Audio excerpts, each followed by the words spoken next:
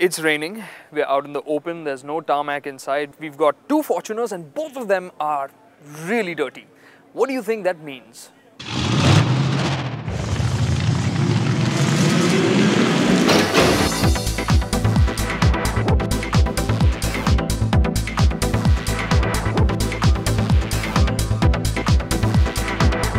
Yep, you guessed it. It's time for the Fortuner 4-wheel drive boot camp. A few months ago, we got some Fortuners caked with mud in the city of Bengaluru. And we promised to take the off-road riot to other cities as well. But first, it was time for the 4-wheel drive boot camp to return to its roots. That is the slush and the slime of the Western Ghats. Over 2 days, the Automation Rally course near Mumbai played host to more than 80 Fortuners and their drivers as they strayed off the beaten path. It was an excited bunch that walked into the hangar, eager to get going. But you take one step at a time. First, the participants got a glimpse of what lay in store. The smiles were sparse and surely there were worries about getting things seriously wrong. However, any worries were quickly soothed by the appearance of the off-road experts that would help these drivers find their off-road bearings.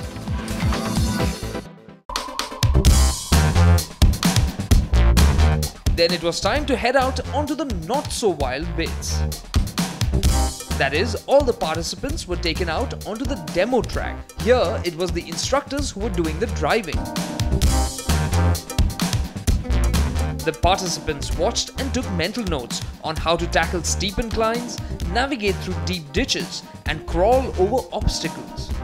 What was most challenging? Well, to go in a straight line. The slick brown mud was slippery like a bar of soap on a wet floor. Really dangerous stuff. Did you know you could damage your thumbs while driving off-road? Yep, it's true. What normal people do is just to get a better grip, they normally have their thumbs inside the steering wheel. It's something that just comes out of, just to get a better grip. So for off-roading and even for daily driving, it's better to have your thumbs on the wheel or even behind the wheel. So just in case you have a rock and your steering locks by itself, you keep your thumb safe. Otherwise what can happen is you can break your thumb very easily. Now the Fortuner comes with low ratios to tackle the muck, but not many people know how to use it or engage the ratios. The main thing is first know your cars, read your car manuals, very important. It teaches you about your gears, how to shift to low range, the fact that you have to be in neutral while shifting to low range. With that said, it was time for the participants to make the most of the Fortuner's 168 bhp and 35 kilograms of torque. We are over here riding in low gear, so with low gear we have immense amount of torque. So what happens if we are riding in first gear, we'll have our wheels turning and churning and digging themselves in. So what happens if you go easy on the throttle, you're gently turning your wheels, thereby getting that momentum that you need.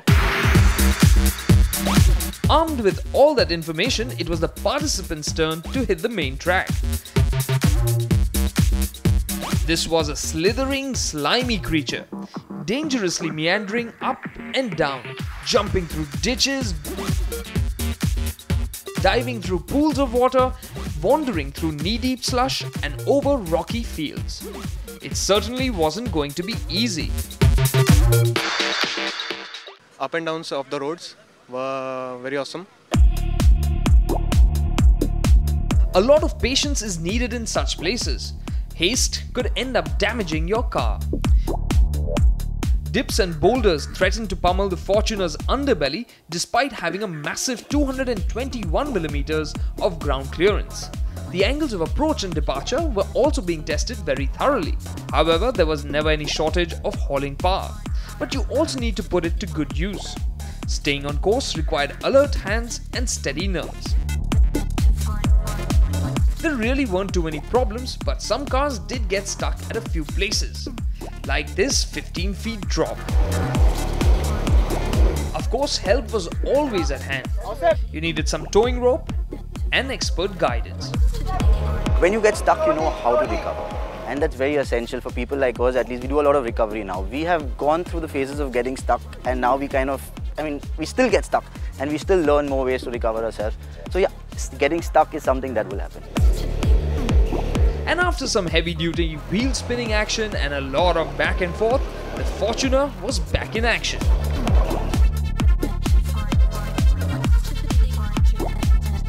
Nice one, it was a nice fun. The car got stuck down and then one more car came, it traction, we came up. It was a fun ride. So word of caution, do not go off-roading alone. Never go off-roading alone. You always have to have at least one more car with you. The more the merrier, but like groups of 4 or 5 is perfect. All the Fortuners and their drivers made it through the course. They trotted out of the muck, having successfully completed their mission and headed straight for a nice shower. The participants were quite kicked. It was an ultimate experience, a good adventure. Yeah, it was very good. Nice adventure ride. We love it. With the track conquered, some of the participants went out for a victory lap for some sideways action. Now this is one form of mudslinging that we heartily recommend.